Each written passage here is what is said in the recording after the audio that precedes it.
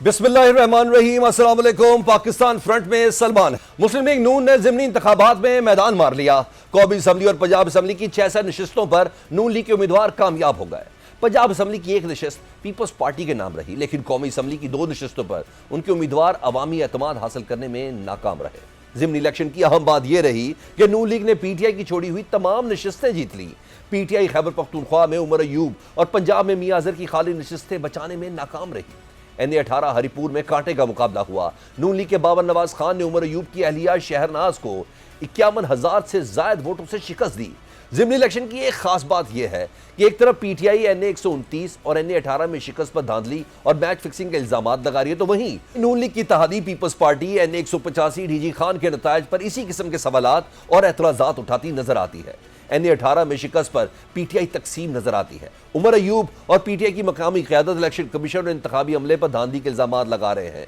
PTI के मरकजी शोबा इत्तलात के मुताबिक फॉर्म 45 और फॉर्म 47 में खुली जालसाजी के जरिए नतायज को मुस्लिम लीग नून के उम्मीदवार के हक में मोड़ा गया, लेकिन पीटीआई रहनुमा शेख वकास अकरम इस बयानिए से इत्तफाक नहीं करते।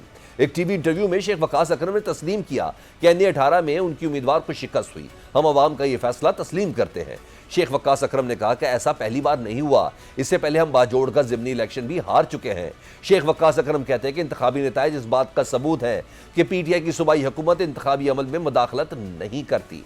इसी हुकूमत के अंदर पिछले चीफ मिनिस्टर मेरे भाई जो अली अमीन साहब थे, उनके होते हुए बाजोड़ में इलेक्शन हुआ, हमारी पार्टी हार गई वहां पे इलेक्शन। जब लोगों ने उन्हें कहा कि आप चीफ मिनिस्टर हैं और आप इसमें को मुदाखलत करें, तो उन्होंने कहा हमारी पार्टी का ये कल्चर नहीं है, हम ये मुदाखलत केपी का भी ये कल्चर नहीं करते हैं। ठीक है, जो जिसका नसीब है और जो जिसकी पजीराई है वो ले। अगर उम्मीदवार जो है वो इस तरह का है और नहीं जीत सकता तो हम जबरदस्ती नहीं करेंगे। ज़िमनी इलेक्शन में सबसे ज्यादा टर्नआउट NA-18 हरिपुर में 42.09 और सबसे कम NA-104 फैसलाबाद में 13.23% रहा।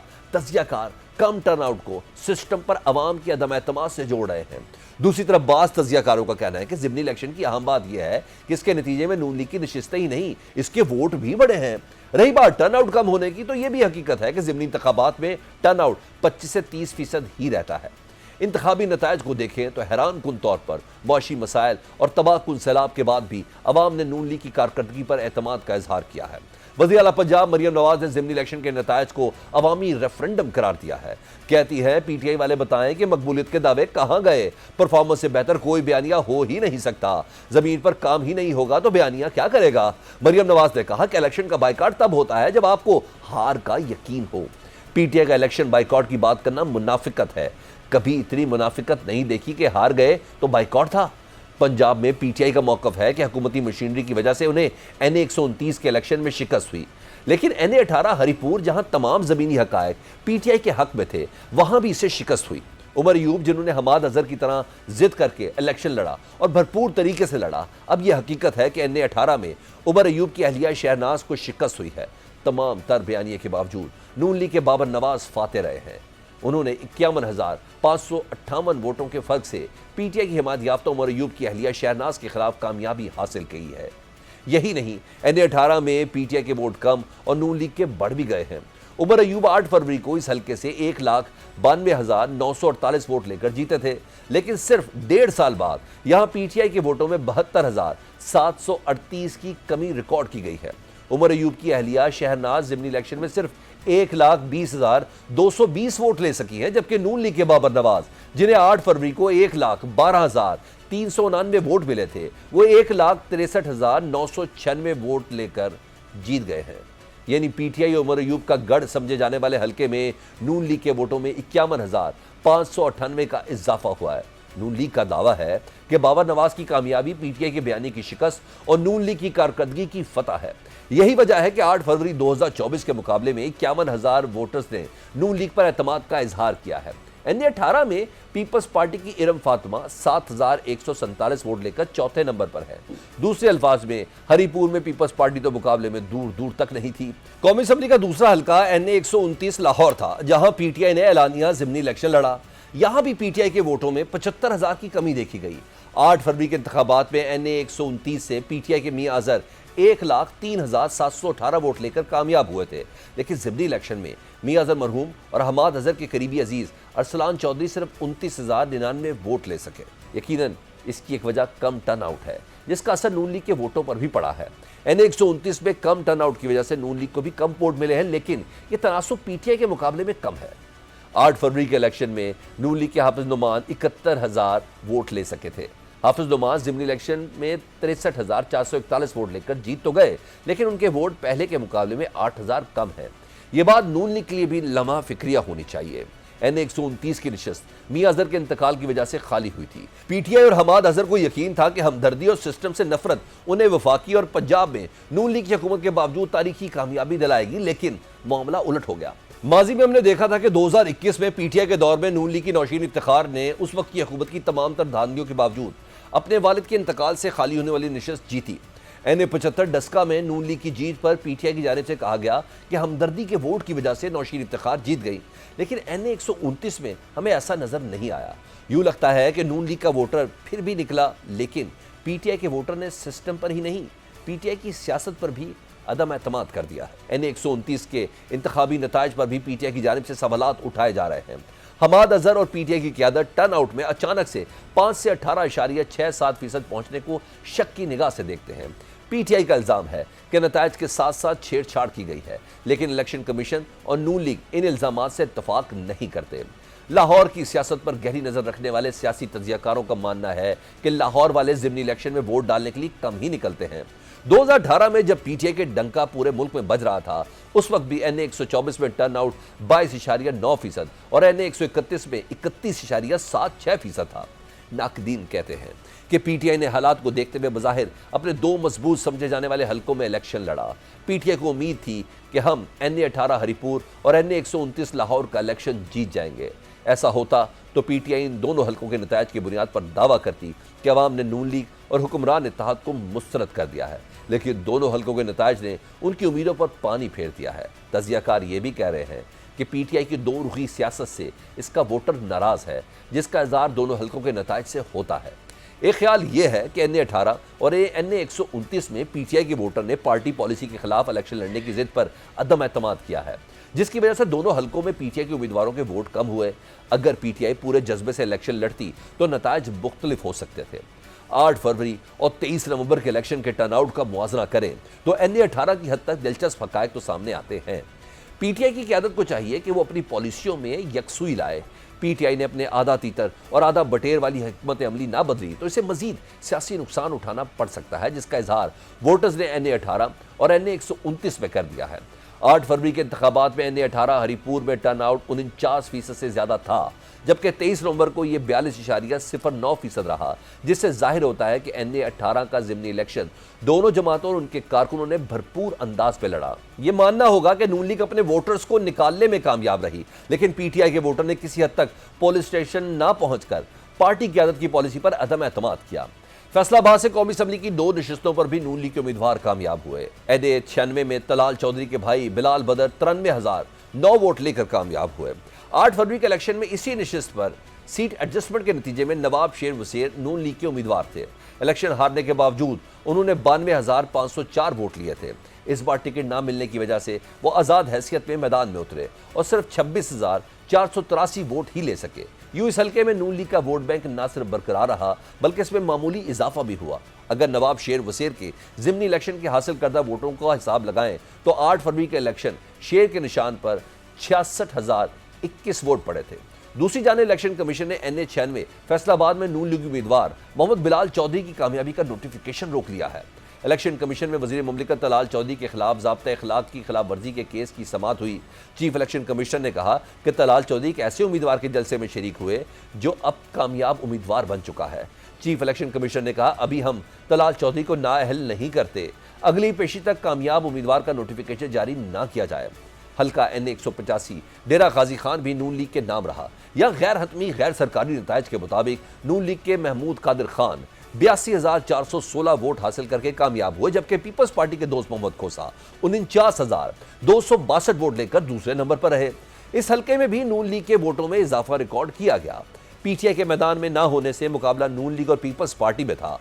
8 फरवरी के इलेक्शन में पीटीआई की जरताज गुल ने 94,881 वोट लेकर कामयाबी हासिल की थी। जिमनी इलेक्शन जीतने वाले महमूद कादिर लगारी आजाद हैसियत में 32,929 वोट लेकर दूसरे और पीपल्स पार्टी के दोस्त मोहम्मद खोसा 26,621 वोटों के साथ तीसरे नंबर पर थे। यानी दोनों के मजमूई वोट भी जरताज गुल से कम थे। लेकिन जिमनी इलेक्शन महमूद कादिर लगारी शेर के निशान पर मैदान में उतरे तो उनके वोटों में 49,487 का इजाफा हुआ। पीपल्स पार्टी के दोस्त मोहम्मद खोसा के वोट 22,641 बढ़े, लेकिन वो इंतखाबी मार्का ना जीत सके। बाज तजियाकार कहते हैं कि NA-185 के नतायज नून लीग की कारकर्दगी पर अवाम के एतमाद का इजहार है, लेकिन पीपल्स पार्टी तो इससे इत्तफाक नहीं करती। इस हल्के में पीपल्स पार्टी के उम्मीदवार दोस्त मोहम्मद खोसा और चेयरमैन सेनेट यूसुफ रजा गिलानी के बेटे अली कासिम गिलानी ने पंजाब हुकूमत और नून लीग पर धांधली के इल्जाम लगाए हैं। अब इलेक्शन कमीशन और पंजाब हुकूमत को इन इल्जाम का जवाब सिर्फ बयानात से नहीं, सबूतों के साथ देना होगा। इसी तरह पीटीआई और पीपल्स पार्टी को भी चाहिए कि इल्जाम लगाने की बजाय धांधली के सबूत सामने लाए। जैसे नून लीग ने जनवरी 2021 में NA-75 डस्का के जिमनी इलेक्शन में वो धांधली के सबूत सामने लाई थी, जिसने उस वक्त की हुकूमत और सिस्टम को बेनकाब किया था। पाकिस्तान तहरीक इंसाफ एक तरफ बाइकआउट करके उसके बावजूद जिमनी इंतखाबात में क्यों कूदी, ये जानने के लिए बात कर लेते हैं सेनेटर हुमायूं महमूद साहब से। सेनेटर हुमायूं महमूद साहब, बहुत से अवामी सवाल भी सामने आ चुके हैं, चंद पर्टिकुलर के थोड़े से जवाब आप दे दें। 2 ऐसी सीटें थी जिस पर पीटीआई इलेक्शन लड़ रही थी ना, एक NA-129 लाहौर, दूसरा हरीपुर का हल्का NA-18, लेकिन पीटीआई ये दोनों हल्के भारी लीड से हारी है। क्या वजह है? क्योंकि हरीपुर तो आता भी केपी में है और उससे मुतालिक कहा भी क्या था, वहाँ 43,000 की लीड, ये तो बड़ी बात है। सुबह होगी तो शाम नहीं देखेंगे, शाम होगी तो सुबह नहीं देखेंगे। भाई इस जुमले के ऊपर बाकायदा फौज तक तलब कर ली गई, सिक्योरिटी इदारे तक तलब कर लिए गए। किसको जिम्मेदार ठहराते हैं आप? बिस्मिल्लाहिर्रहमानिर्रहीम, यका नाबुदु व यका नस्तईन। देखिए, इस तरह है कि मेरी नज़र में ये जो 2 हल्के थे, हमने बॉयकॉट इसलिए किया था कि जिस तरीके से पाकिस्तान तहरीक इंसाफ से उनकी जो रिजर्व सीट्स छीनी गई थी और उसके बाद जो नॉन कॉन्स्टिट्यूशनल बेंच ने पाकिस्तान तहरीक इंसाफ के लोगों को थ्रू मिलिट्री कोर्ट्स उन्होंने उनको डिस्क्वालीफाई कराया था, हमने उस वक्त कह दिया था कि हम नहीं करेंगे। अब उसमें जो मियां अजहर साहब का जो हल्का है, जहां उनके डेथ के बाद वो खाली हुआ था, वो किसी और वजह से था, इसलिए हमाद अजहर ने वहां पे कहा था कि वो करेंगे, विच इज फेयर इनफ कि वो उस कैटेगरी में नहीं आता था, तो इससे वो था। अब हरीपुर का, लेकिन हरीपुर का जो हल्का था वो उसी कैटेगरी में आता कि जिसमें डिस्क्वालिफिकेशन हुई थी। आप मेरी पर्सनल राय, मुझे नहीं पता पार्टी ने इस पे क्या डिसाइड किया था, क्यों इन दोनों को इजाजत दी थी, लेकिन अगर आप मुझसे पूछते और मेरी राय मानी जाती तो मैं इन दोनों हल्कों में भी इलेक्शन ना लड़ता, क्योंकि मुझे पता है कि इलेक्शन लड़ने के वजह से आपकी जितनी मर्जी लीड हो, इन लोगों ने जो 8 फरवरी के बाद जिस तरीके से इन्होंने मैनिपुलेट किया, अब इनको समझ आ गई इन्होंने करना क्या है। इन्होंने कोई वो नहीं करने, इन्होंने सिर्फ जाके फॉर्म 45 के ऊपर चेंज करना। और मैं आपको 2-3 जो सोशल मीडिया पे आ रहे हैं कि 104 और ऊपर 56 है, तो 04 को उन्होंने 164 कर दिया है। 0 के ऊपर डंडा डाल दिया, वो 6 हो गया, उससे पहले 1 डाल दिया, 164 हो गया। तो इस किस्म की चीजें थी। और फिर ये जो आप कह रहे हैं ना, देखिए ऐसा होता है इलेक्शन में, जो इलेक्शन कमीशन होते हैं वो सब चीजें अपने अंडर कर लेते हैं, सारी जो इंतजामिया होती है उनके अंडर आ जाती है, और वो उनका जो आरओ होता है, जिसको वो आरओ बनाते हैं, उसके पास जुडिशियल पावर्स आ जाती है, मजिस्ट्रेट के पावर्स आ जाती है। और ये जो बुलाया गया था, आर्म फोर्सेस को बुलाया गया था कि रेंजर्स या इनको बुला के वो कर लेते हैं, अब उन्होंने किसी को अंदर जाने नहीं दिया। फ्री फेयर ट्रांसपेरेंट इलेक्शंस वो होते हैं कि जिसमें जब मेरा जो पोलिंग एजेंट है वो वहां बैठा हो, उसके सामने गिनती हो रही है, उसके सामने आपकी बात समझ में आ गई। ही नहीं हो रहा, जब वो सिस्टम ही नहीं हो रहा, जब वो प्रोसीजर ही नहीं हो रहा, तो आपने क्या वो इलेक्शन? सर, मेरा यही सवाल है, बल्कि अवाम का ये सवाल है कि अगर आप लोगों ने बाइकआउट किया, वजह ये थी कि यही इलेक्शन कमीशन है, यही सिस्टम है, यही सेटअप है, यही आरओज़ हैं, और बाद में अभी तक 2024 के इलेक्शन के हवाले से जो आप लोग की पटिशन है वो समाअत के लिए मंजूर नहीं, समझ में आ गई। आप फॉर्म 47 में रद्दोबदल, ये सारी चीज़ें समझ। लेकिन सवाल ये है कि आखिर पीटीआई ने इन 2 हल्कों से लड़ने का फैसला क्यों किया? इमरान खान साहब ने जब बाइकआउट का ऐलान किया था तो क्या उमर अयूब और हमाद अजहर साहब की कोई जिद थी? देखिए मैंने आपको कहा ना, हमाद अजहर साहब के जो हल्का था वो उस कैटेगरी में नहीं आता था। इमरान खान ने ये कहा था कि जिन जिन लोगों की डिस्क्वालिफिकेशंस हुई हैं थ्रू मिलिट्री कोर्ट्स, उन उन हलकों में हम लोग इलेक्शन नहीं लड़ेंगे। हमाद अजहर साहब का हल्का उसमें नहीं आता था। हैविंग सेड दैट थिंग, हमें पता था कि क्या होगा। मेरी नजर में ये डिसीजंस, दोनों डिसीजंस जो थे कि जिसमें इलेक्शन लड़ा गया, मेरी नजर में ये डिसीजंस गलत थे। अब ये मुझे नहीं पता ये पार्टी के डिसीजन थे या इन दोनों को इस्तिस्ना मिला या इन दोनों ने अपनी बेसिस पे किया। जिस लिहाज से भी किया, अगर पार्टी का कलेक्टिव डिसीजन था, मैं उस कलेक्टिव डिसीजन के हक में नहीं हूं। अगर पार्टी ने कलेक्टिव डिसीजन कुछ किया था, इन दोनों ने अपने अपने हल्कों में किया था, तो गलत किया था। So all and all I think it was not a good decision. लेकिन हैविंग सेड दैट, एक चीज हमें और पता चल गई है कि जिस तरीके से आपने देखा होगा कि खासतौर पे हरिपुर में के 3 हिस्सों में जब वो रिजल्ट्स आ रहे थे, तो पहले हिस्से में 9% के करीब टर्न आउट था, अगले हिस्से में 45-40% के करीब टर्न आउट था, और तीसरे हिस्से में 70% वो टर्न आउट था। अच्छा, अब प्रैक्टिकली 70% को आप मैनेज नहीं कर सकते उस टाइम पीरियड में, उतने वोट्स आप मैनेज ही नहीं कर सकते हो। जो जो जो हमारी कैपेसिटी है उसमें आप मैनेज नहीं कर सकते हो। तो उससे जाहिर होता है कि इन्होंने जो रद्दो बदल किया उसमें इन लोगों ने बहुत सारी चीजों को, अब वही वाली बात है ना कि एक तो ये अनपढ़ है, ऊपर से ये कोशिश भी नहीं करते। तो जब आप चीटिंग करते हो तो आपको कहीं ना कहीं आप वो सबूत छोड़ जाते हो। तो यहाँ इन लोगों ने सबूत छोड़ दिया। ठीक सर, मगर यही इस्तबदाल, हम ये क्वेश्चन तो रेस कर सकते हैं ना कि हरिपुर में जो इलेक्शन कमीशन का अमला था वो केपी से था। आप भी समझते हैं ये तशवीश की बात है कि आप लोग अपने ही मैंडेट को सूबे में नहीं बचा सकते, इलेक्शन कमीशन जो मर्जी कहते रहे। इलेक्शन कमीशन का जो अमला था वो इलेक्शन कमीशन का था, वो इलेक्शन कमीशन का अमला इलेक्शन कमीशन का था।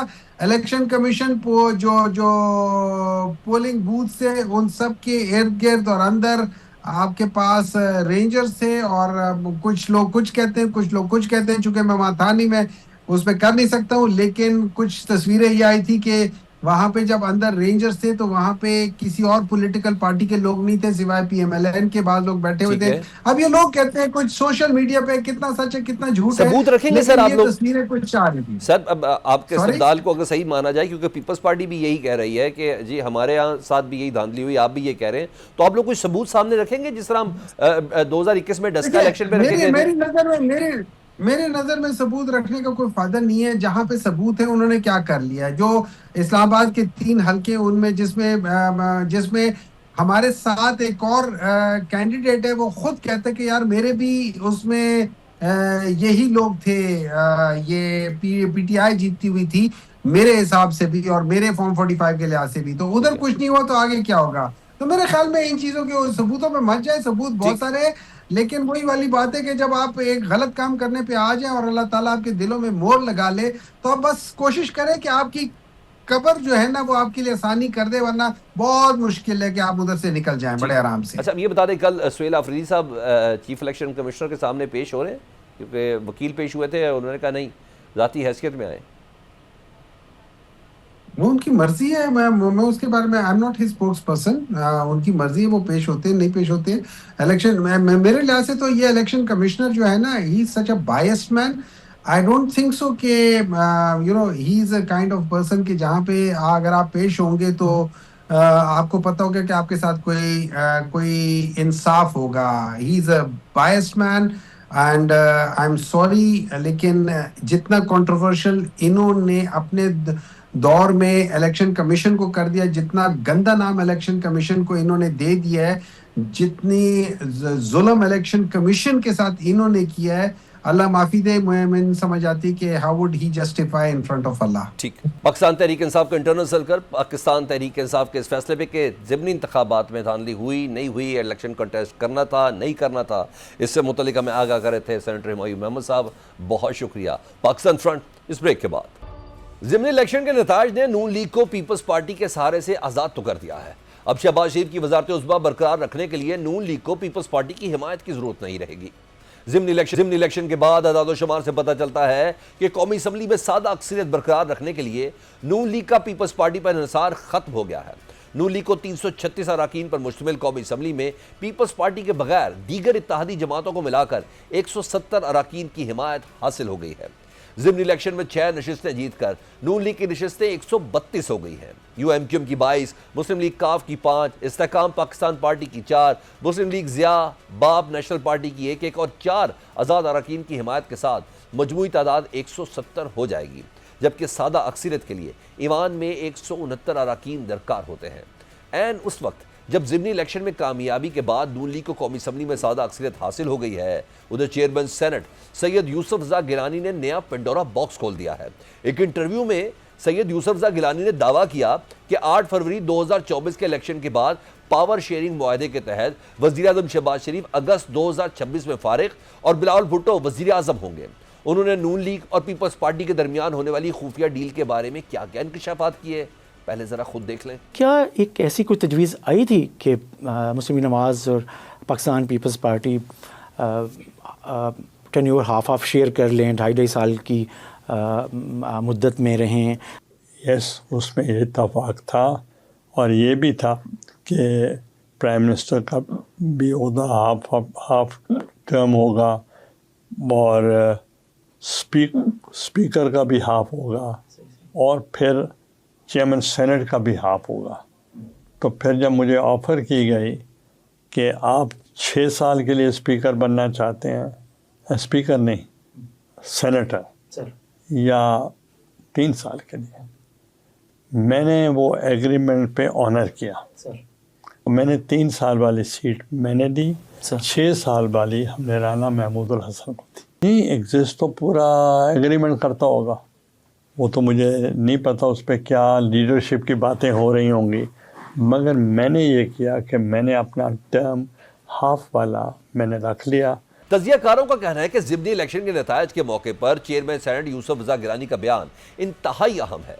सवाल ये कि यूसुफ रज़ा गिलानी या पीपल्स पार्टी की क़यादत इतना अरसा खामोश क्यों रही? अब जबकि नून लीग को कौमी असम्बली में पीपल्स पार्टी की हिमायत के बगैर सादा अक्सरियत हासिल हो गई है, इस तरह के इंकशाफात का मकसद क्या है?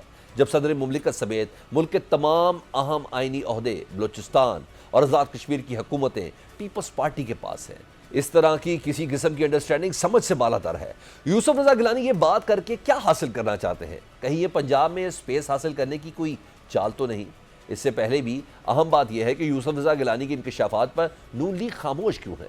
कहीं वाकई 2026 में शहबाज शरीफ की छुट्टी तो नहीं होने जा रही? क्योंकि अभी तक यूसुफ रज़ा गिलानी के दावे की तरदीद नहीं की गई। दूसरी जानिब एक और फार्मूला भी ज़ेर गर्दिश है, जिसके मुताबिक नून लीग को सादा अक्सरियत हासिल होने के बाद अब कौमी असम्बली में अपोजिशन लीडर का ओहदा पीपल्स पार्टी को दे दिया जाएगा, जिसके लिए पसे पर्दा जोड़ तोड़ जारी है। ज़राए कहते हैं कि इस मकसद के लिए JUIFA को भी ऑन बोर्ड किया जा रहा है। ये भी मुमकिन है कि मामला तय पाने की सूरत में अपोजिशन लीडर का ओहदा मौलाना फजलुर रहमान को दे दिया जाए। ज़िमनी इलेक्शन के नतायज, सैयद यूसुफ रज़ा गिलानी के इंकशाफात और अपोजिशन लीडर के लिए जारी जोड़ तोड़ पर बात करने के लिए हमारे साथ मौजूद हैं मुस्लिम लीग नून की रहनुमा, ज़िमनी इंतखाबात की कैंपेन को बाकायदा रन कर रही थी शुमाला राना, मेंबर कौमी असम्बली। शुमाला साहबा, बहुत शुक्रिया आपके वक्त का। शुमाला साहबा, नून लीग ने ज़िमनी इंतखाबात में कौमी और सूबाई असम्बली की 6 नशिस्तें जीत ली हैं, लेकिन अपनी जगह पे ये भी हकीकत है कि टर्नआउट बहुत कम रहा है। तो पीछे के बाइकआउट की तो एक वजह है, क्या इससे ये भी जाहिर नहीं होता कि अवाम का सिस्टम पर अदम एतमाद है? बिस्मिल्लाहिर्रहमानिर्रहीम, बहुत शुक्रिया। देखिए, सबसे पहले तो जो सियासी जमातें होती हैं उनका एक बयानिया होता है, वो अपना बयानिया लेकर अवाम के अंदर जाते हैं, फिर अवाम फैसला करती है कि उनके बयानिए को उन्होंने उनके साथ खड़े होना है या उसको मुस्तरद करना है। यहाँ पे जो तहरीक इंसाफ हैं उनका बयानिया बन नहीं पाया माजरत के साथ। मिसाल के तौर पे उन्होंने एक तरफ तो बाइकाट की बात की, दूसरी तरफ उन्होंने ही उमर अयूब साहब की अहलिया को जो है वो इलेक्शन में टिकट दे दिया। इसी तरह लाहौर के अंदर की, आप भी ज़िमनी इलेक्शन को मॉनिटर करते होंगे, तो उनका एक्चुअली वतीरा ये है कि जो उन्होंने सोचा कि मीठा मीठा जो है वो हम हप कर लेंगे और जो कड़वा कड़वा होगा वो हम थू थू कर देंगे। मिसाल के तौर पर अगर वो जीत जाते हैं तो वो कहेंगे कि जी देखें, अवाम में हम बहुत मकबूल हैं, देखें जी अवाम ने हमें जो है दोबारा हमारे पे जो है वो ट्रस्ट किया है, एतमाद का इजहार किया है। और अगर वो हार गए तो वो कहेंगे जी हम तो, हमारा तो बाइकआउट था, हम तो जानते नहीं इन लोगों को ये कौन है। देखिए, सियासी जमातें जो होती हैं वो नज़रियाती जमातें होती हैं, उनके नज़रियात होते हैं और वो आवाम के साथ खिलवाड़ नहीं करते, आवाम के साथ मजाक नहीं करते। देखिए इन्होंने अगर बाइकआउट करना था तो ये खुल के बाइकआउट करते, ये तो कोई बाइकआउट ना हुआ। अब मुस्लिम लीग नून जीत गई है और वाजिया बरतरी हासिल हुई है और अब वो ये कह रहे हैं कि जी ये धांधली हुई है, तो इनके साथ धांधली कहाँ पे नहीं होती। अच्छा, इनकी अपनी हुकूमत खैबर पख्तूनख्वा में, इसी को लेके इनकी अपनी ही हुकूमत खैबर पख्तूनख्वा में, वहां से मुस्लिम लीग नून ने अपनी सीट निकाली है, ठीक है, और अवाम ने मुस्लिम लीग नून के ऊपर एतमाद का इजहार किया है। ये वहां भी कहेंगे धांधली नहीं, वो लोग वहां कहते ये हैं कि अपने सूबे में शिकस्त को तस्लीम कर लें। राना साहब, पाकिस्तान तहरीक इंसाफ कहती है कि बिल्कुल भी नहीं, मेरा क्वेश्चन जरा कंप्लीट होने दें। इनका मानना यह है कि हमने वहां पूरा लेवल प्लेइंग फील्ड दिया, या हमें कंपेन रन नहीं करने दी गई, या हमें किसी किस्म का लाहौर में जलसा नहीं करने दिया गया। एक दूसरा, आप कह रहे हैं कि सिर्फ पीटीआई को धांधली लग रही है। वहां आपके बेसिकली मरकज में तो आपके इत्तेहादी हैं, पीपल्स पार्टी भी जो हल्का 185 है डीजी खान का, उसमें कह रही है कि बदतरीन धांधली हुई है। तो आपके तो जितने भी मुखालिफ कॉन्टेस्ट लड़े हैं वो तो ये कह रहे हैं कि नून लीग को फायदा मिल रहा है इस धांधली से। देखिए जो भी जमात जो है वो जब अवाम से शिकस्त खाती है तो उन्होंने अपना जो फेस है वो अपनी जमात को भी दिखाना होता है, और वो इस तरह के इल्ज़ामात लगाते रहते हैं, ये इसके अंदर कोई सच्चाई नहीं है और माजी में भी लगते रहे। यहाँ पे हकीकत तो ये कि यहाँ पे आरटीएस भी बैठे रहे तो अवाम का या सियासी जमातों का जो है वो एतमाद में थोड़ी सी कमी तो आई होगी, लेकिन ये बात को समझना चाहिए कि अगर ये सारी की सारी सीटें जो हैं इस माहौल में मुस्लिम लीग नून को जो अवाम ने एतमाद किया है उसकी वजह क्या है। सबसे पहले तहरीक इंसाफ का जो डाउनफॉल है वो क्या कि वो सानिया 9 मई के मुजरिम जो है वो मुर्तकिब हुए। अवाम पाकिस्तान और रियासत और हुकूमत के साथ है। अवाम किसी भी सियासी जलाओ गिराओ तशद्दुद और इंतशार की जो का पैगाम देने वाले हैं उनका साथ नहीं देते, चाहे वो मजहबी जमातें हों या सियासी जमातें हों या सियासी जमातों के अंदर एक लिपटा हुआ एक पॉलिटिकल दहशतगर्द जो होते हैं। अवाम उनको मुस्तरद कर चुकी है और उन्होंने ये फैसला दिया है कि हम सानिया 9 मई वालों के साथ नहीं है, हम 28 मई वालों के साथ हैं, जो पाकिस्तान को प्रॉस्पेरिटी की तरफ ले जाए, पाकिस्तान को तरक्की की तरफ ले जाए। फिर पीपल्स पार्टी को क्या जवाब देंगे आप लोग? सफारती सतह के ऊपर जी, ये तो पीटीआई के लिए जवाब हो गया ना नून लीग का, पीपल्स पार्टी के लिए क्या जवाब है जो कह रहे हैं कि धांधली हुई है? नहीं पीपल्स पार्टी, देखिए जो भी मैंने आपसे कहा कि जमात जब शिकस्त उसको मिलती है वो हार जाते हैं तो कोई भी जमात जो है अपना जो बयानिया है वो यही बनाते हैं। ये मुस्लिम लीग नून ही है, ये मुस्लिम लीग नून के ही लीडर्स हैं जो अगर उनको अवाम ने अगर वोट नहीं दिए या किसी तरह से वो वहाँ पे हमने भी तो नहीं कहा कि धांधली हुई है। हमारे ख्वाजा साद रफ़ीक हैं, उन्होंने पहली दफ़ा जब ये इलेक्शन में अभी आए हैं उन्होंने कहा कि जी जब ये इलेक्शन 2024 के हुए हैं उन्होंने इलेक्शन का भी ऐलान हुआ ही था, नताइज आ रहे थे, उन्होंने कहा जी मैं अपनी शिकस्त तस्लीम करता हूँ, अवाम ने मुझे नहीं दिया। दस्तगीर साहब ने भी यही कहा था, ये तो उन्होंने कहा था। तो यही मैं बात कर रही हूँ कि राना सनाउल्लाह साहब ने कहा, हमारी टॉप जो लीडरशिप है उन्होंने ये बात कही तो हमने तो मानी अपनी शिकस्त को कि अगर अवाम ने हमें नहीं कही, वही अवाम है जिसने हमें दूसरे हल्कों में बहुत ज्यादा वोट दिए। अच्छा, हमारी हुकूमत बनी। तो ये तो हार जीत जो है ये इस खेल का हिस्सा है। ठीक, अच्छा शुमाइला रानी साहब, मुझे उस पावर शेयरिंग फार्मूले से मुतालिक बताइए, क्योंकि आप मरकज़ की सियासत कर रही हैं आजकल। 6 नशिस्तों के बाद सादा अक्सरियत तो मिली गई मुस्लिम लीग नून को। यूसुफ रज़ा गिलानी साहब ने, चेयरमैन सेनेट हैं, उन्होंने पेंडोरा बॉक्स खोला है। उन्होंने कहा हमारा नून लीग के साथ पावर शेयर फार्मूला है जिसके तहत 2.5 साल शहबाज शरीफ साहब और 2.5 साल बिलावल भुट्टो साहब वज़ीर आज़म होंगे। ये क्या मामला है?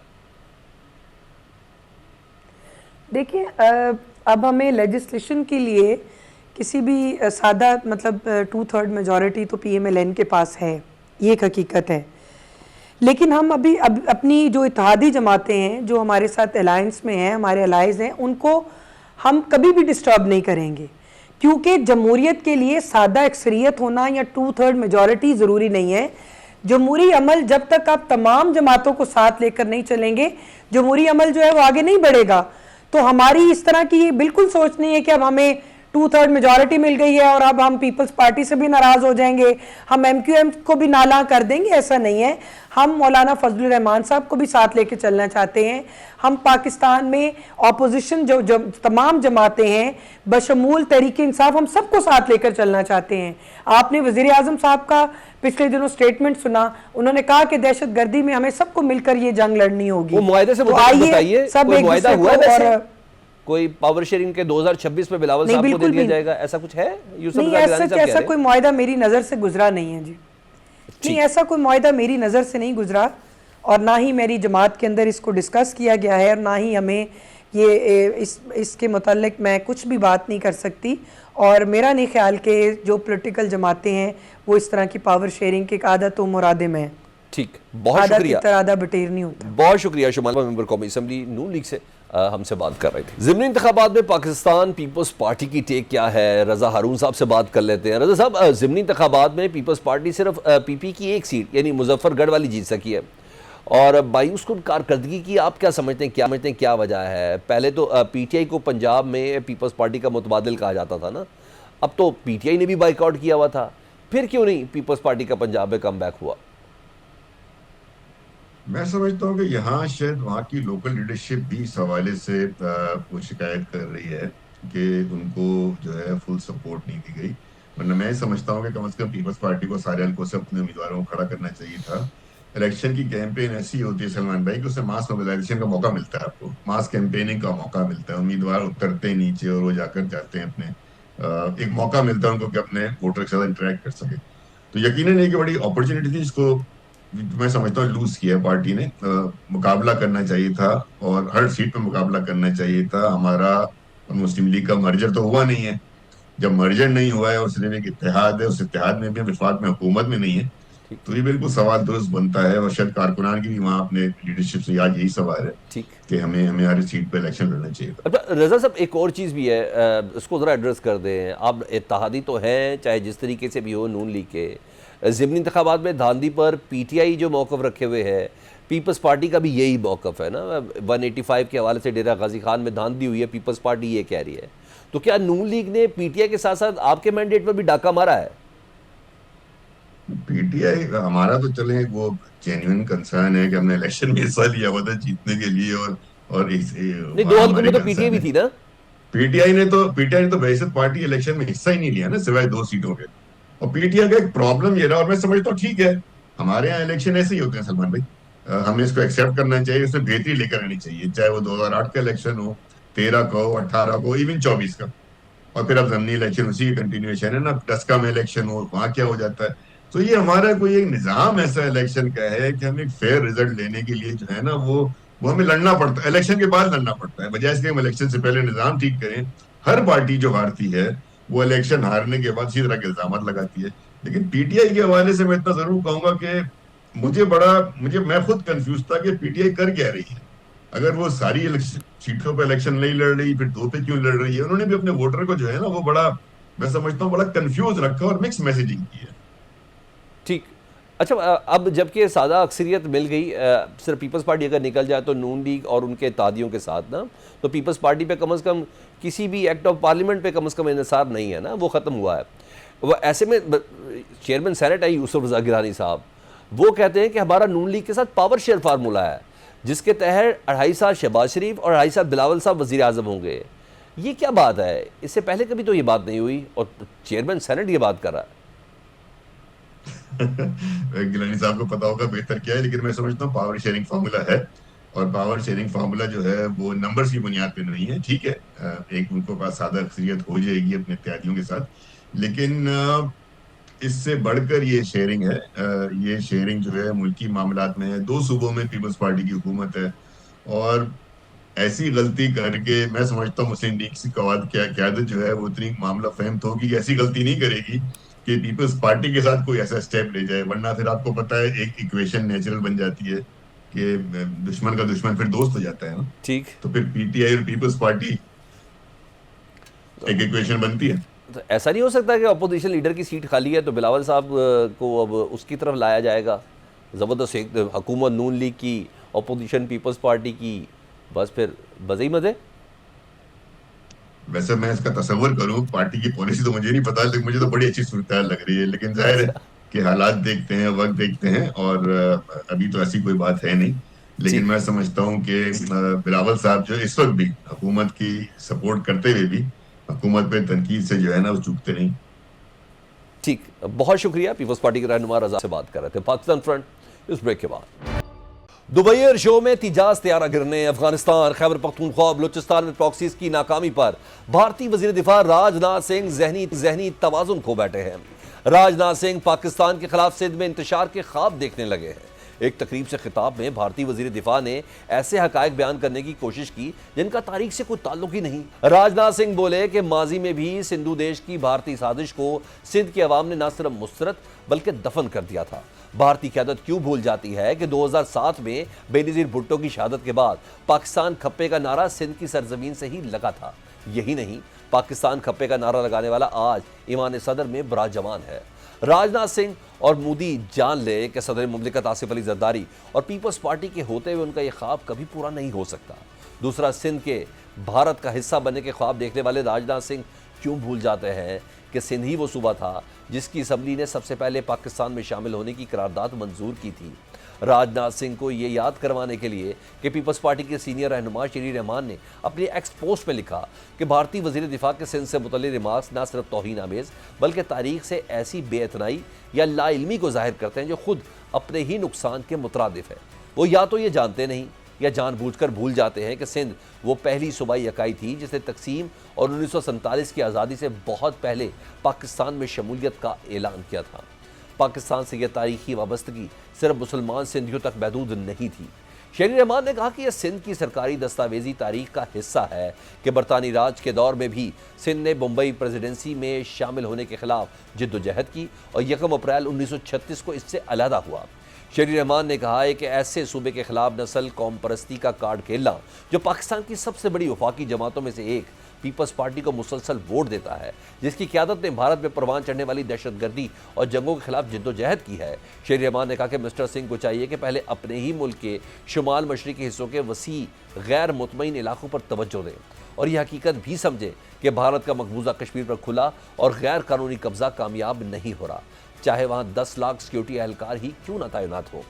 शेरी रहमान ने खबरदार किया कि अगर पाकिस्तान के सख्त गिर हल्के बोलने लगें तो उन्हें याद दिलाया जा सकता है कि यही सिंध है जिसने दरिया सिंध को इसका कदीम संस्कृत नाम सिंधु दिया और इससे वादी सिंध की तहजीब का नाम अखज़ हुआ, जिसके नाम पर भारत ने अपनी पुरानी पेश भारत शनाख्त कायम की। अगर मिस्टर सिंह की मंतक लें तो पाकिस्तान भी भारत के कुछ इलाकों पर दावा कर सकता है, लेकिन हम ऐसा खेल नहीं खेलते। दफ्तर खारजा ने भी भारतीय वज़ीर दिफा के सिंध से मुतल्लिक़ बिला जवाज़ और तौसी पसंदाना बयान की सख्त अल्फाज में मज़म्मत की है। तर्जुमान दफ्तर खारजा ने भारतीय वज़ीर दिफा का सिंध से मुतल्लिक़ बयान हकीकत से फ़रार और इंतहाई ख़तरनाक ज़हरियत का अक्कास करार दिया है। तर्जुमान दफ्तर खारजा के मुताबिक ऐसे बयानात बैनुल-अक़वामी कानून, तस्लीम शुदा सरहदों और रियासती खुद मुख्तारी की खिलाफ वर्जी है। उन्होंने मुतालबा किया कि भारतीय क़यादत इश्तियाल अंगेज़ बयानात से गुरेज करे, ये ख़ित्ते के अमन के लिए ख़तरा है। तर्जुमान दफ्तर खारजा ने भारत से अक़लियतों के तहफ़्फ़ुज़, उनके खिलाफ तशद्दुद पर उकसाने वालों का मुहासबा करने का मुतालबा कर दिया। दूसरी जानिब भारत की हिमा पर अफगानिस्तान से पाकिस्तान में दरअंदाजी का सिलसिला जारी है। पेशावर में फेडरल कांस्टेबलरी के हेडक्वार्टर पर दहशतगर्द हमला नाकाम बना दिया गया है। हमले में 3 FC एहलकार शहीद और 9 अफराद जख्मी भी हुए हैं, जिनमें 6 शहरी और 3 FC एहलकार शामिल हैं। CCPO पेशावर के मुताबिक सुबह 8:10 पर एक खुदकुश हमलावर ने खुद को मरकजी गेट पर उड़ाया, जबकि 2 खुदकुश हमलावर फेडरल कांस्टेबलरी हेडक्वार्टर के अंदर दाखिल हुए, जिन्हें सिक्योरिटी फोर्सेस ने फौरी कार्रवाई करते हुए जहन्नुम वासिल किया। सिक्योरिटी ज़राए के मुताबिक हलाक होने वाले तीनों दहशतगर्द अफगान बाशिंदे थे।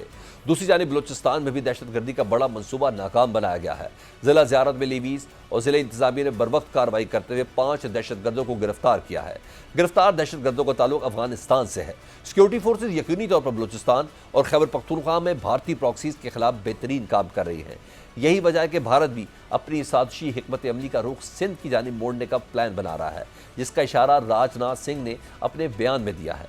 हुकूमत को चाहिए कि इस साजिश के आगे बंद बांधने के लिए फौरी पेशबंदी इकदाम करें, जिसके लिए सिंध में तमाम सियासी लिसानी जमातों और अक़लियतों समेत तमाम स्टेक होल्डर्स को एतमाद में लिया जाना चाहिए, ताकि दुश्मन को हमारी सफ़ों में इंतशार और दरार डालने का मौका ना मिले। राजनाथ सिंह बड़ी सीट पर बैठा एक छोटा शख्स बात कर गया। ब्रिगेडियर रिटायर्ड मसूद अहमद खान साहब से बात कर लेते हैं। ब्रिगेडियर साहब, भारतीय वजीर दिफा ने सिंध को पाकिस्तान से अलहदा होकर दोबारा भारत का हिस्सा बनाने का इंदिया दिया है। आप इस पर क्या कहेंगे और क्या यह समझा जाए कि भारत खैबर पख्तूनख्वा और बलूचिस्तान के बाद सिंध में भी अब अपनी प्रॉक्सीज के जरिए कोई शरारत कर सकता है? जी हाँ, देखें कि ये पहली दफा उन्होंने ऐसी बात नहीं की है। ये रेटरिक हमने पास में भी देखा है। ये पहले ही राजनाथ सिंह साहब को वैसे पहले भी उन्होंने ऐसे बुलंद बांग दावे किए। पहले पाकिस्तान पे उन्होंने बात की, आजाद जम्मू और कश्मीर। तो सिंध में तो ऑलरेडी इनके कनेक्शंस, कुछ दहशतगर्दी के जो कुछ वाकयात हुए हैं तो वो भी इनके लिंक से एस्टेब्लिश है। वो भी इंडियन रॉ इसमें इन्वॉल्व है, जो फैसिलिटेट करवा रही है। और फिर आप देखें कि अब खैबर पख्तूनख्वा बलोचिस्तान में तो ऑलरेडी है, प्रॉक्सीज अफगानिस्तान में है, अफगानिस्तान अब मिल चुका है, तो वो दहशतगर्दी तो ये करवाना चाहते हैं।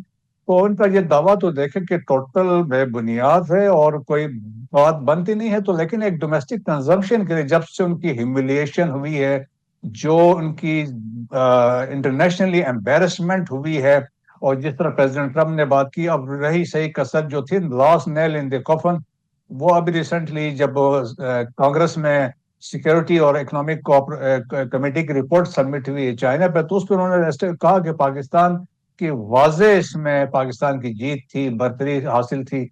आप देखें 712 में मोहम्मद बिन कासिम था जो पहले दाखिल हुआ सब कॉन्टिनेंट में, और इसके बाद आप देखें कि 1000 से लेके 1027 तक महमूद गजनवी ने 17 अटैक्स किए हैं। सो उसका बड़ा वसी एरिया था, इंक्लूडिंग सब कॉन्टिनेंट, प्रेजेंट अफगानिस्तान और ईरान के इलाके, कुछ सेंट्रल एशिया के इलाके उसके शामिल थे। गोरीज ने यहाँ पे रूल किया है इंडिया के ऊपर, और वो देखे सल्तनत गुलामत स्लेव डायनेस्टी थी। फिर खिलजीज आए हैं, वो भी मुसलमान थे। फिर तगलुक आए, वो मुसलमान थे। तैमूर आया, वो मुसलमान था। इसके बाद मुगल्स आए, वो मुसलमान थे। सो 1857 तक आप 1192 से लेकर कर ले, और इसके बाद से तकरीबन 1000 साल मुसलमानों ने हुकूमत की है इंडिया सब कॉन्टिनेंट पे। ये उनका इस बात का दुख है। तो दैट्स वाई ये बीजेपी आरएसएस बनी थी, ये सारा कुछ था। तो देखें जो कुछ आज इंडिया में क्या है, रेड फोर्ट है मुसलमानों का है, ताजमहल मुसलमानों का है, कुतुब मीनार मुसलमानों का है, ये और भी जितने पोट्री हमने दी, म्यूजिक हमने दी, बिल्डिंग्स हमने दी, आर्किटेक्ट हमने दिया है, और इसके अलावा शिप बिल्डिंग हमने दी है। सो इंडिया का अपना क्या था, सवाए बनारस के वहां पे जो टेम्पल्स थे वो भी मुसलमानों ने फैसिलिटेट किए थे। सो देखें ये बुलंद बांग दावे हैं, इनमें कोई और नहीं है ना। लेकिन ये है, सिंस ये एक रिस्पॉन्सिबल आदमी ने इररिस्पॉन्सिबल स्टेटमेंट दी है, सो पाकिस्तान का बनता है कि हमें इंडियन हाई कमीशन में प्रोटेस्ट करने चाहिए। Even we should take up the जो इशू को यूनाइटेड नेशन लेवल पर भी रेज करना चाहिए। ठीक। अच्छा ब्रिगेडियर साहब, मई की जंग के बाद से ही ना भारतीय वजीर दिफा हों, आर्मी चीफ हों, वज़ीर आज़म मोदी साहब हों, मुसलसल बयानात इसी किस्म के दे रहे हैं कि जैसे ऑपरेशन सिंदूर 2.0 शुरू हो सकता है। बताइएगा ये सब गीदड़ भभकियाँ हैं या हालात वाकई जाने बढ़ भी सकते हैं? हाँ बिल्कुल ऐसा ही है। देखें जो उनकी ख्वाहिश थी तो वो हो नहीं सका, उनको मार पड़ी। और जिस तरह मैंने बात की है, दुनिया ने रिकग्नाइज कर लिया पाकिस्तान एक जियो स्ट्रेटेजिक प्रोफाइल है पाकिस्तान का, दैट हैज रीजन। पाकिस्तान एक जियो स्ट्रेटेजिक प्लेयर है, ग्लोबली बन गया है। साउथ एशिया में वी आर सिक्योरिटी स्टेबलाइजर है, क्लियर कंपिटेटर है इंडिया के साथ, दुनिया मानती है। वेस्ट एशिया में सिक्योरिटी नेट सिक्योरिटी प्रोवाइडर है। और प्रेसिडेंट ट्रम्प ने कितनी दफा बात की, दुनिया में आप देखिए फील्ड मार्शल आसिम मुनीर कहीं जाते हैं, प्राइम मिनिस्टर ऑफ पाकिस्तान जाते हैं, तो जिस तरह वहां उनकी पजीराई इज्जत होती है, तो हमने डिलीवर किया है। और अपने से 5 गुना बड़े मुल्क को जिनका डिफेंस बजट से $6 बिलियन, हमारे $8 बिलियन है, इसके बावजूद हमने उनको शिकस्त दी है। तो लेकिन ये है कि उनकी कोशिश यही है कि इस तरह किसी तरह खिफत मिठाए। तो लेकिन देखें कि उनमें अभी वो कैपेबिलिटीज वो नहीं है, कोई नई एडिशनल चीज नहीं आई है। वो अभी जो उनके वेस्टर्न कमांडर जो है मनोज कुमार ने भी ऐसी बात की, हम ये कर सकते हैं। सो ये रेट्रिक्स हैं बहरहाल, लेकिन हम दुश्मन को अंडर एस्टिमेट नहीं करते हैं। और हमें जो कुरान में भी है कि टेक योर प्रिकॉशंस, अपनी तैयारियां रखनी चाहिए। लेकिन नियर फ्यूचर में कोई चांस नहीं है कि उनमें या उनकी कोई सलाहियत नहीं कि पाकिस्तान पे वो ऐसा कोई मिस एडवेंचर करे। अगर करते हैं तो वाज़ेह तौर पर फील्ड मार्शल का एक बड़ा मैसेज वाज़ेह तौर पे है कि हमारा जवाब बड़ा मैसिव होगा, लीथल होगा और पेनफुल होगा।